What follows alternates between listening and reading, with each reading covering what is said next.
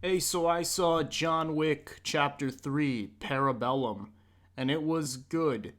It's a brutal action movie with blood and guts and headshots and knives and axes and fucking leather and all this other shit.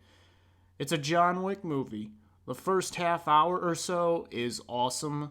Then, if you haven't seen the other two, go watch them right now and come back, because I'm about to spoil. 3, 2, 1.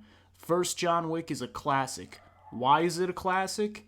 Because it's so simple. Shut up! It's about a sad, lonely man who lost his wife, then some bad kids come and shoot his dog. And I kind of want to shoot mine right now, to be honest. Chapter 2 included a lot more of these elements, and it was epic. It's a genius movie. Whatever it lacked in character, it makes up for in ambition. The amount of detail they put into this world was impressive, to say the least. It was even better than I anticipated, one of the best sequels ever made.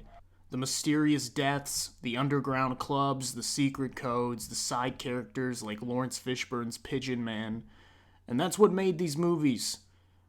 All the samurai shit and world building is just frosting on the cake. Parabellum is all frosting.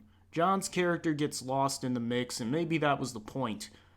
There's been some speculation as to whether John is, addicted to killing people, and the movies are supposed to be this allegory on destructive patterns of behavior. Yeah, I don't fucking think so. But I mean, it could have been. I think that would have been a fascinating way to go for the third movie. Make it darker, make it funnier, have literally everybody dogpile on John Wick and turn him into a fucking superhuman.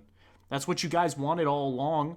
Why does John take a bunch of energy pills at the beginning of the movie when he's all wounded? He's constantly fighting the entire movie and doesn't take a breath. There's nothing human about him anymore. Even the fight scenes where he's supposed to have real challenges don't seem all that challenging to him. In a film like The Raid, we get some vicious fight scenes, but you can clearly tell when people are in pain. If you're gonna turn John Wick into this soulless killing machine, why not just go balls deep into that premise? Why have a story at all? You don't need all these extra scenes reminding him that his wife died. We already know that. It doesn't matter anymore. And that's why Parabellum falls short of the previous two films. The world doesn't grow, and neither do the characters. It all stays the same. It's still a good movie. Everything this movie does, it does well, for the most part. Maybe a music choice here and there I would have done differently, like the motorcycle chase. You didn't really need stock music for that shit. My main complaint is that it doesn't do anything new. It doesn't really tie anything together. I mean, when John went excommunicado, I was ready for some zombie apocalypse shit. I get that not every single person is gonna want to kung fu fight John Wick just because they all got the same text message from the government or some shit. But that would have been fun to see.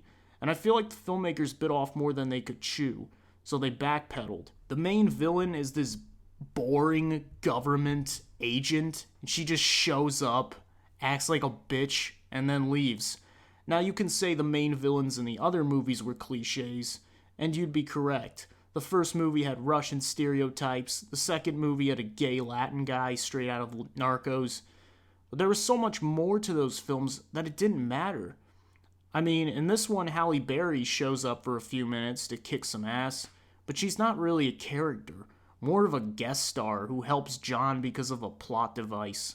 The main henchman who fights John Wick is played by the guy from Iron Chef, and he's really funny, but again, nothing special. All this movie cares about is the action, and some of it is brilliant. The first half hour is fucking bananas. It has a lot of insane kills that'll make you go, but some of the later scenes felt almost identical to the last movie. Not just in terms of choreography, but also things like set design and the way it was shot. Whereas a film like The Raid was constantly surprising you with camera angles and all this other shit, there's just not a lot of variation to this trilogy, I've come to notice. And again, I wouldn't have noticed any of this if the story had been compact. That's why this isn't anywhere near as good as Chapter 2. It's fallen prey to cliches for the sake of spawning more movies. Instead of having John Wick fight armies upon armies in the streets and coming to any sort of conclusion, there being actual stakes to the plot, We have the same characters getting into scuffles, one half-assed villain here, another there. So even though everything's coming at you real fast, it's all filler, just so they can shit out a sequel. And the cliffhanger is just fucking dumb.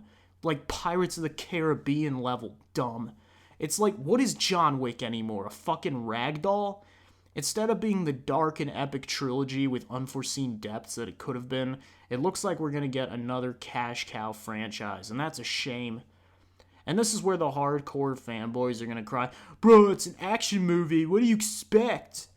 Yes, it's an action movie, but why can't it also be other things? You know, like the first two John Wicks. The action was the main appeal, but it wasn't all the movies had going for them. But if you only watch these movies for a kill count, then okay. I still enjoyed this film on its own. It's good, but it's nothing special, and I'm a bit disappointed in the final product. I'm not comparing it to Ass Vengers, but I just don't see any reason to give this one a rewatch. I'll give it a 7 out of 10.